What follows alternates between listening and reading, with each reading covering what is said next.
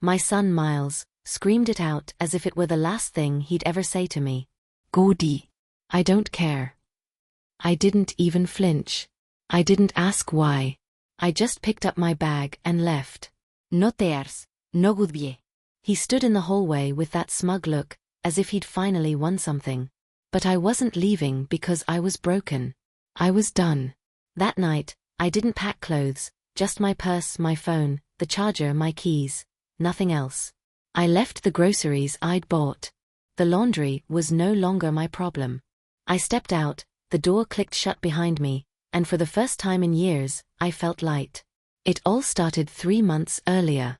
Miles, unemployed and allergic to responsibility, had found an online mentor who sold him on the big dream. A single live stream was all it took, and he was hooked. Flashy cars, stacks of obviously fake money, and grand speeches about how the system was rigged and only true hustlers could win. Before we begin, subscribe and share with me and others in the comments. What life wisdom should everyone know before it's too late? The guy said. He called parents energy leeches, and urged young people to cut off anyone who didn't support their vision. Miles absorbed every word. He began repeating every line like scripture. Housework is minimum wage energy. If they're not investors, they're dead weight. He stopped helping around the house, slept all day, and was online all night. Zoom calls with other wannabe big shots, screaming let's go. As if they'd cured cancer.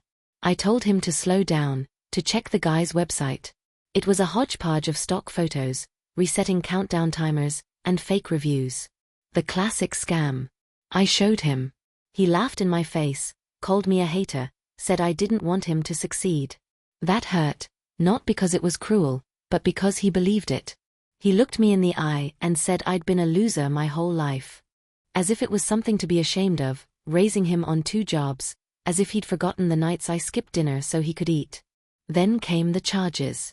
First $3,000, then $5,000 from my account, under my name. I stormed into his room, my heart pounding, and before I could say a word he chimed, "Oh, did you see that?" As if it were normal, as if I were the crazy one. "It's an investment," he said. "You'll get it back 3-fold." I gave him 24 hours to fix it. He stood up, got right in my face, and said I was holding him back. I was sucking him dry. Then came the line, loud, final, toxic. "Gordy. I don't care." I looked at him and no longer recognized my son. I saw someone who believed his own lie. So I smiled, because it was over. He thought I was leaving because I was weak. He had no idea I was finally strong enough to let him fail on his own. It began like every other scam, not with an offer, but with flattery. Miles first found the guy on TikTok. Slick hair, gold watch, pseudo-profound sayings like, "Money isn't real, confidence is." My son, who had never held a job for longer than 3 months, was immediately obsessed. He watched every video, screenshotted every post, and when the guy pitched an exclusive mentorship program, Miles was ready to send money without reading the terms. He showed me the page as if it were gospel, a countdown timer, testimonials from random usernames with AI-generated images, and grand promises of how to turn $500 into 6-figure sums with knowledge the elites were hiding from you. I told him to wait. Real businesses don't need timers and false urgency, I said. He didn't want logic, he wanted to feel special. The guy had a way of talking that hit every one of Miles's insecurities. He said college was for sheep, parents were brainwashed, and if family didn't support your hustle, they were energy vampires. Miles clung to every word because it gave him permission to blame me for everything that went wrong in his life. The first payment was small, $97 for a PDF course. Then came $219 for a Zoom strategy call. I overheard part of it. The scammer said, "You're the type I'd work with long-term. You have real alpha energy."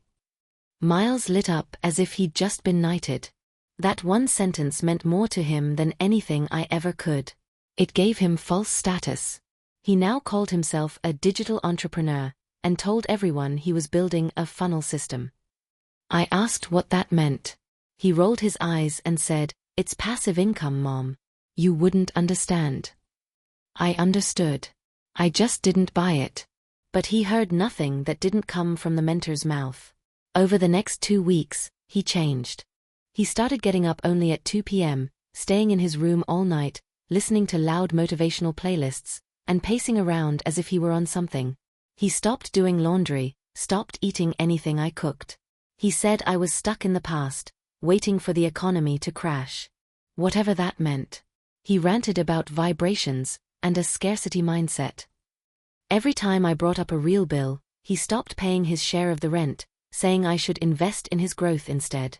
I watched my son disappear into a one-man cult. The mentor posted a new video, bragging. His private students were making 5-figure sums in 3 days. Miles believed it, because he had to. He wasn't earning a cent, but couldn't admit it. So he doubled down. I later found out he had taken out 2 credit cards in his name to pay for upgrades, but that wasn't enough. One night, while I slept, he used my saved banking details from an old laptop and transferred $8,000 to a company I'd never heard of. When I confronted him the next morning, he didn't apologize. He grinned. "It's an investment. You'll thank me." I didn't scream. I didn't cry. I called the bank, reported fraud, and locked my account. He freaked out, accused me of sabotage, said I was trying to steal his future. I said the only thing I'd ever stolen was his laundry from the floor. He didn't laugh. That night, he posted a video for his small following about how toxic parents destroy high-value people. That's when I realized he wasn't just lost. He was choosing to drown. He truly believed the mentor cared about him. He genuinely thought this guy, who lived in a rented penthouse and sold cheap courses to broke students, would make him rich. I watched him record voice messages to the mentor, pouring out his dreams, asking for advice. Not a single one was answered, but he didn't care.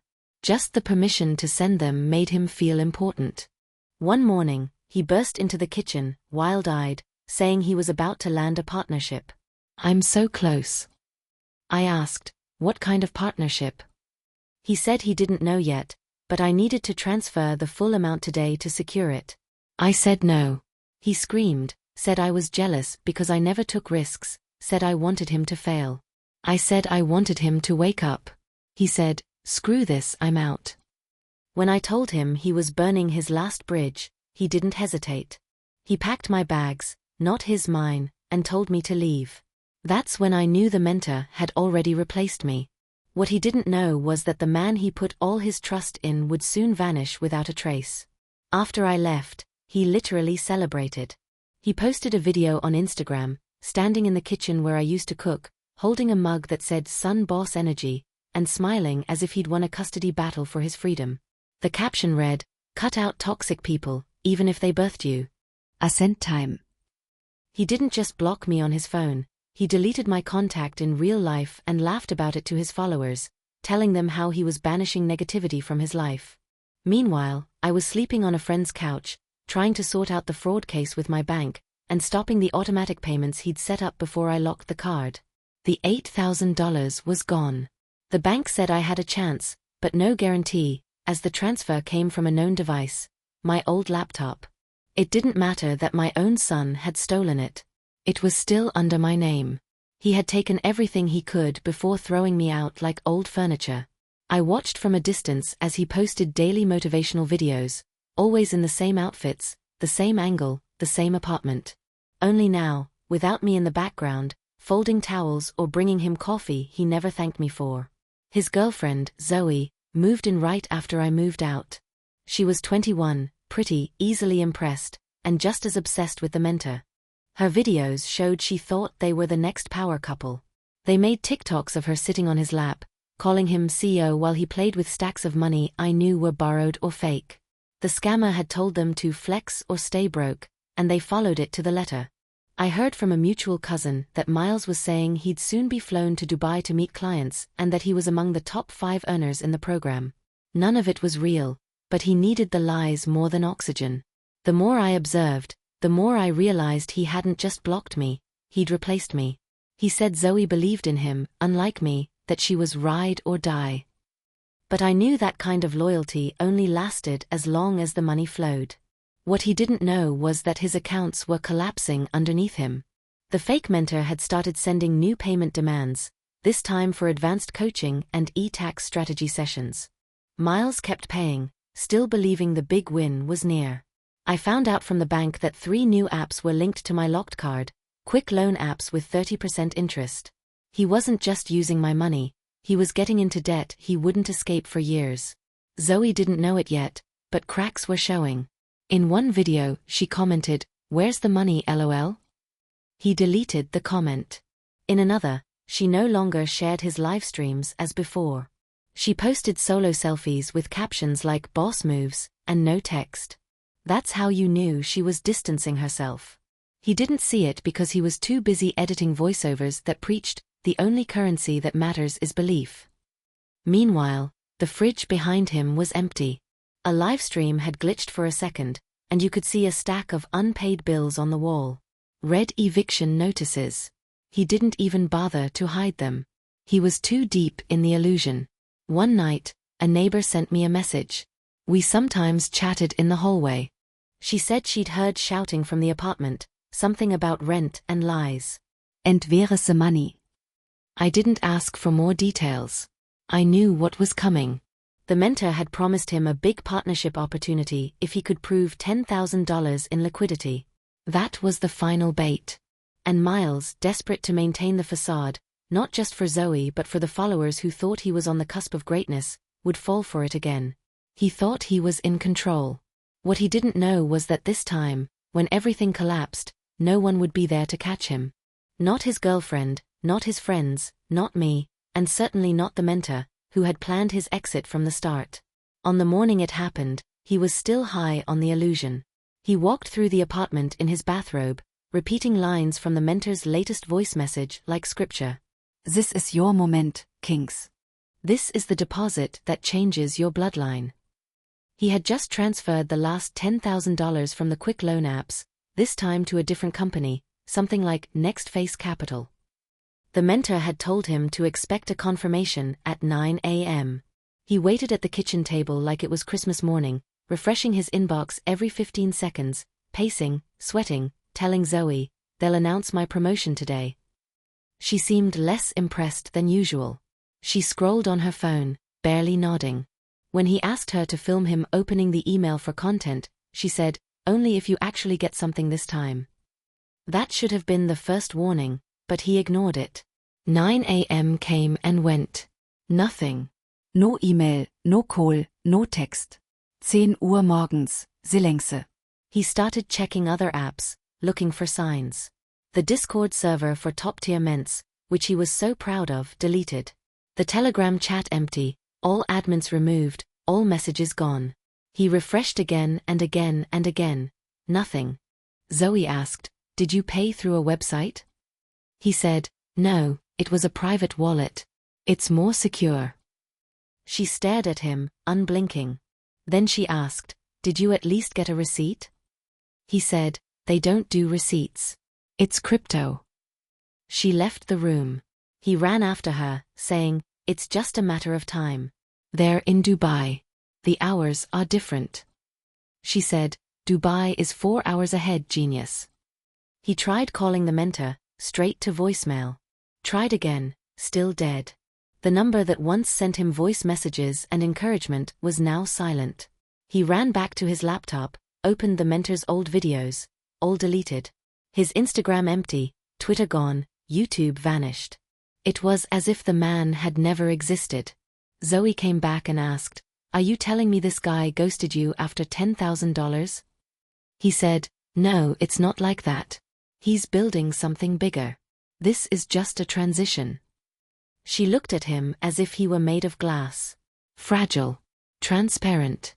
Chipped at the edges. Then she said the line that made it real. "You got scammed, didn't you?" He didn't answer, couldn't. Because answering would have meant accepting that everything he had built, the persona, the brand, the confidence, was built on air. He sat on the floor, not broken down, not crying, just empty, as if someone had pulled the plug. His mind was still searching for a way out, a loophole, anything to believe it wasn't real. But the signs were all there. The mentor had hinted at it from the beginning, had talked about shaking off weak hands, about ascending by cutting off dead weight, about disappearing off the grid to build an empire. Back then it sounded cool, now it sounded like a pre-packaged excuse. He opened his banking app. Negative balance. The loan interest climbing fast. No buffer left, no credit, no backup. No one to call except me, and I was still blocked. Zoe asked what he was going to do now. He said, "I'll fix it." She said, "How?" And he said, "I'll find a way." That's when she quietly started packing. No argument, no tears. She took her skincare, her charger, her laptop, and one of her jackets. He asked, "Wait, you're leaving?" She said, "I'm not going to be the woman who stays with the guy who lost everything to a dude named Next Face." He called her superficial. She said she was done playing house with a man who couldn't even pay for his own Uber. Then she just left. He didn't run after her, not because he didn't care, but because he couldn't move. For the first time in years, there was no plan, no script, no fake success to hide behind. Just the silence of a cheap apartment, filled with broken promises, red notices, and the smell of something burning on the stove he'd forgotten to turn off. And for the first time, he understood what it felt like to be alone, not by accident, but by his own choice. Zoe didn't slam the door when she left. She didn't scream, throw anything, or make a scene. She simply zipped up her bag, slung it over her shoulder, and said, "Good luck, Miles." As if she were talking to a stranger she'd soon forget. A week later, he was still sitting on the floor, laptop open, screen dark. For the first time in weeks, he couldn't pretend anymore. No more live streams, no voice messages, no building. Just bills, silence, and the terrible sound of his own thoughts catching up to him. He thought Zoe might come back. Maybe she just needed space. But when he opened the fridge, her favorite snacks were gone. When he checked the cabinet, her spare toothbrush had vanished. She had known already. She had just waited until the moment was too dead for an argument. The first night alone hit him harder than he'd expected. He tried to sleep but couldn't. The red blinking light of the router reminded him the Wi-Fi was overdue. The room felt colder, smaller.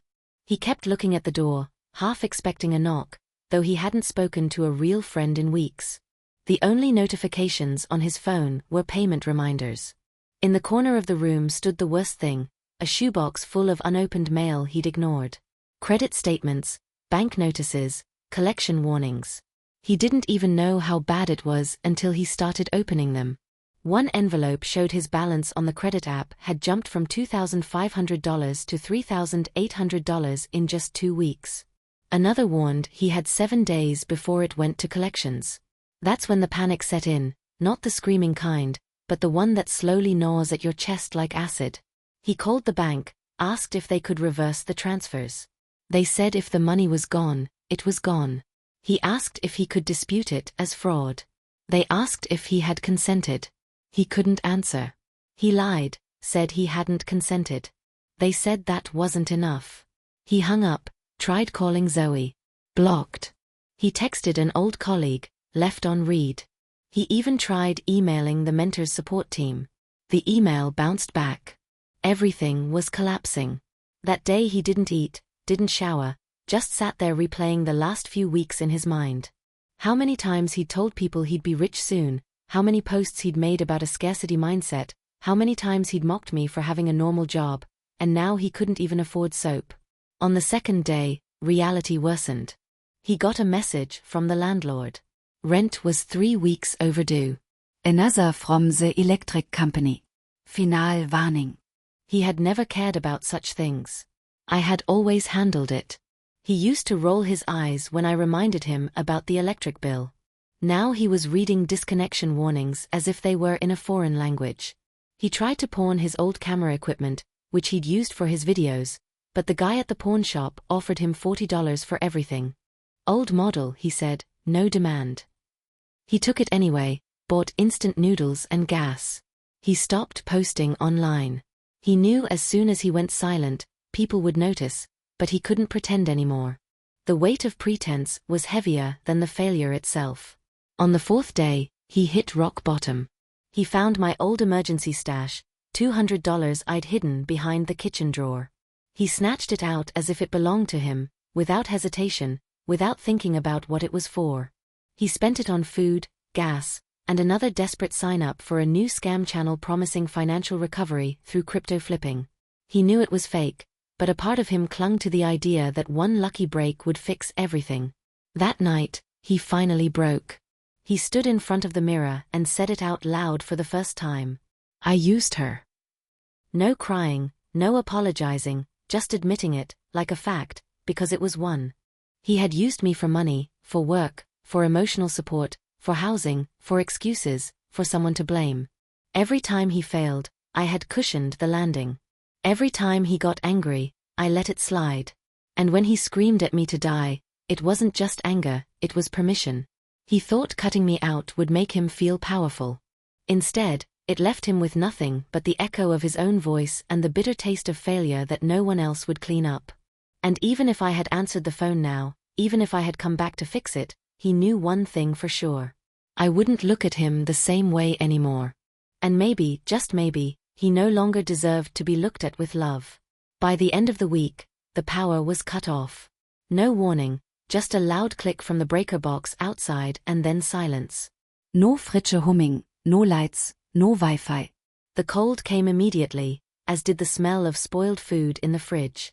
He sat in the dark for a few minutes, as if it could just come back on, as if he could wish it back. But nothing happened. He called the electric company, who said the account was suspended for non-payment and overdue notices. He said he could pay next week. They said next week wasn't good enough. After that, he drove to a gas station to charge his phone and sat in the parking lot, watching the battery icon slowly crawl up, as if it were mocking him. He hadn't eaten anything proper in 2 days. The instant noodles were gone, the pantry empty. He drove through a McDonald's drive-thru and tried his card, declined. Tried a backup card, declined. That's when it hit him. He had nothing. Not little money, not a tight month, nothing. Every account was in the negative, every card maxed out, and no one was left to ask. He started calling people he hadn't spoken to in years. A cousin who used to sleep on our couch, a guy from school who once offered him a job at a car wash, even an old roommate he'd once cheated on rent. No one picked up. The few who answered said the same thing. Damn bro, I wish I could help. No one offered a couch, no one offered money, not even a ride. They all remembered how he'd behaved when he was up. Arrogant, condescending, always posting about cutting off weak people. Now he was the weak one. He went back to the apartment and found an orange eviction notice on the door. Final warning, 3 days to vacate. Or he would be removed. He tore it off and crumpled it, but the ink burned into his brain. The next night he spent in his car, parked 3 blocks away so as not to be seen by anyone from the building. He didn't sleep, just stared at the ceiling, heart pounding, trying to remember the last time he'd felt safe. He used to think being alone meant freedom. Now it felt like he was buried alive. The next day, he showered at a gym he hadn't been to in months, using someone else's forgotten shampoo.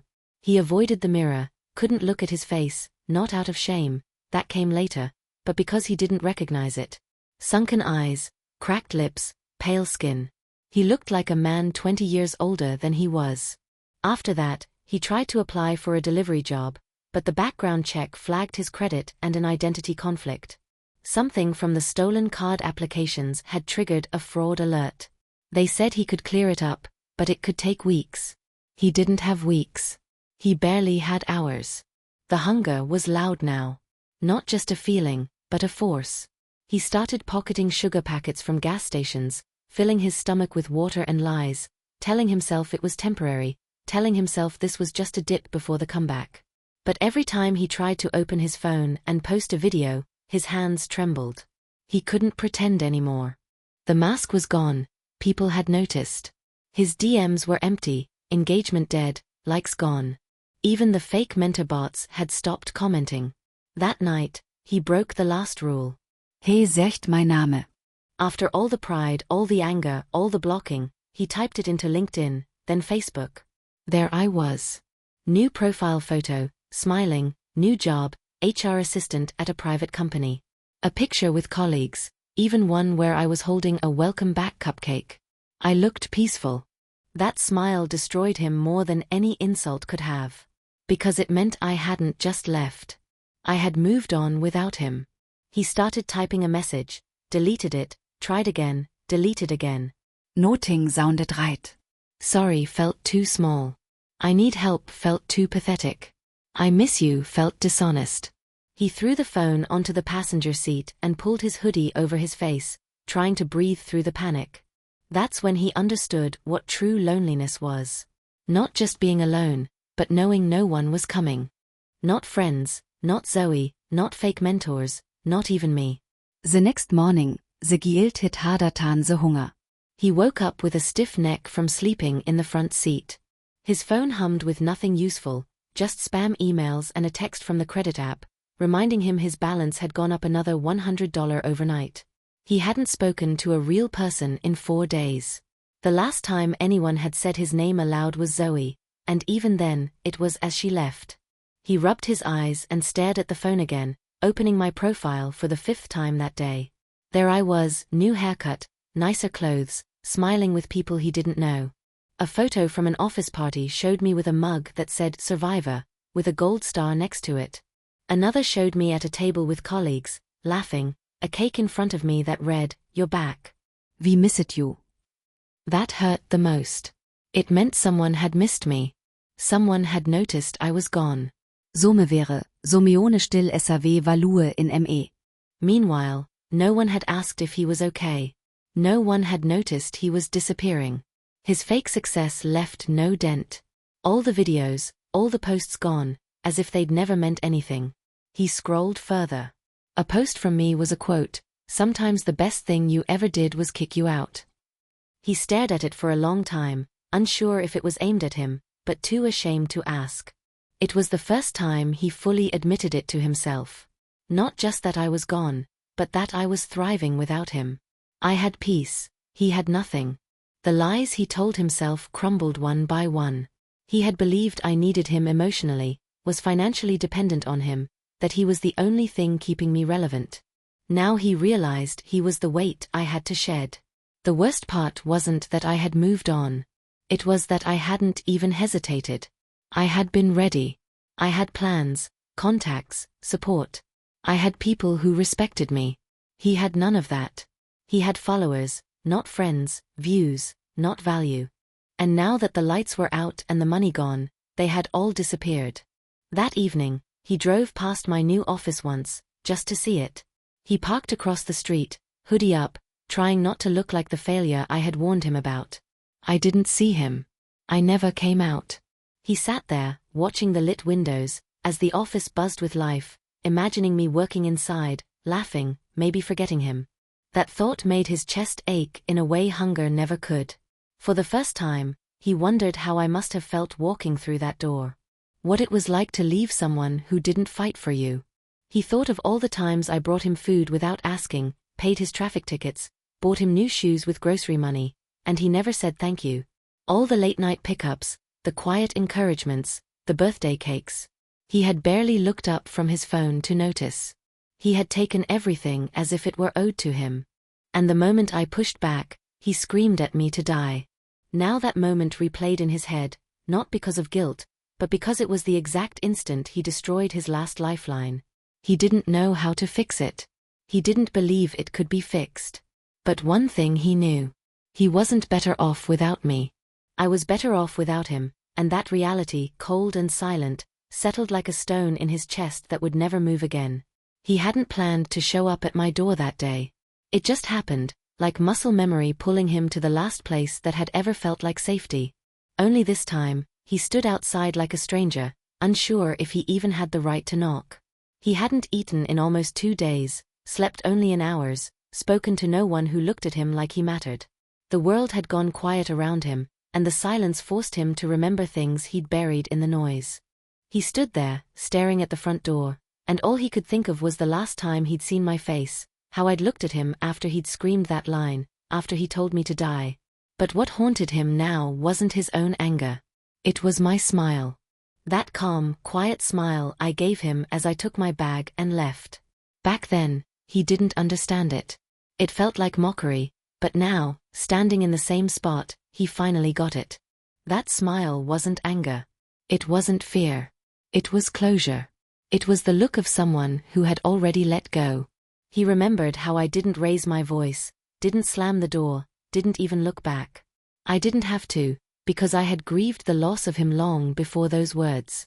That fight wasn't the explosion, it was the ash. And now, with everything gone, he finally understood what it meant to be the villain in someone else's healing. He tried to knock once, his hand hovering. What was he even supposed to say? Sorry would mean nothing. Help me felt cheap. He stood there, remembering everything I had done in the days leading up to that final blow. How I paused when I saw the mentor's name on his screen, how I quietly screenshotted his transaction history while he bragged, how I stopped packing food for him and started packing my own emergency plan. I had known. I had seen everything falling apart and prepared for the crash he swore would never come. And when he told me to die, I didn't break. I simply stepped out of the wreckage. That smile wasn't for him, it was for me. It was the first time in years I chose myself. And that hurt him most now. Not that I left, but that I was finally okay without him. He paced back and forth for 20 minutes, rehearsing sentences in his head, but nothing sounded right. He knocked twice, softly, hesitantly, no answer. He waited, knocked again, still nothing. Then he leaned against the door, as if I could feel it, as if I could feel the regret through the wood. But I didn't open. I was home. He knew I was there. The car was outside. The porch light was on. He SAW Shadows moving behind the curtains. I was there, but I wasn't coming out. And that was the final confirmation. I didn't have to say anything. I didn't owe him a single word. This silence was the consequence he had never seen coming. For a moment, he thought about leaving, thought about walking away and pretending this was just another failure he would survive. But he couldn't, because this wasn't just any door. It was the last one, the last person, the last chance to prove he was more than what he had become. So he sat down on the step, back against the wall, head in his hands. And for the first time since it all began, he didn't feel like a victim. He felt exactly what he was. Lost, drained, and finally confronted with the cost of everything he had thrown away. Upstairs, behind the locked door, I watched him quietly, not out of cruelty, but because some apologies are earned in silence. He stayed on that step until his legs went numb, until his back ached, and the streetlights flickered on one by one, casting long shadows across the yard, as if time itself wanted to pull him away. But he didn't move, because he had nowhere else to go. Not physically, not emotionally, not even mentally. The thought of turning back felt worse than the cold concrete beneath him. He knocked twice more, softer this time, as if the volume of his guilt could make a difference. But the door didn't stir. He knew I was inside. He heard the faint clinking of dishes, the low hum of the TV, the comfort of a life that no longer included him. That sound hurt more than the silence. It meant I had built something after him, something stable and secure, and he had no right to demand a piece of it. Still, he whispered, please, as if it could slip through the cracks in the wood and reach the part of me that still remembered his better days. He thought maybe I would hear the tremor in his voice, how it broke, like the child he used to be, not the man he pretended to be. He leaned forward, pressed his forehead against the door, and stayed there, as if it would hold him. He didn't cry, not because he wasn't broken, but because he was beyond tears. There was nothing left to wash away. A neighbor walked past, stopped at the end of the driveway, and asked, "Everything okay, man?" He looked up, blinked, as if he'd forgotten that people still existed outside his chaos, and just nodded. The neighbor didn't believe him but didn't press, just kept walking, shaking his head. This moment tore away the last shred of his pride. It wasn't just that he had failed, it was that now everyone could see it. He wasn't mysterious or misunderstood. He was the guy who screamed at his mom to die and, a month later, came crawling back with nothing but empty hands and a hollow apology in his throat. At midnight, I opened the blinds just enough to see him. He hadn't moved. I watched him the way you watch someone you once loved but no longer recognize. Carefully, distantly, not with hate, but with caution. I saw his hoodie pulled low, his knees drawn up, his fingers twitching as if he was still trying to type a version of the truth that didn't make him look pathetic. I could have opened the door.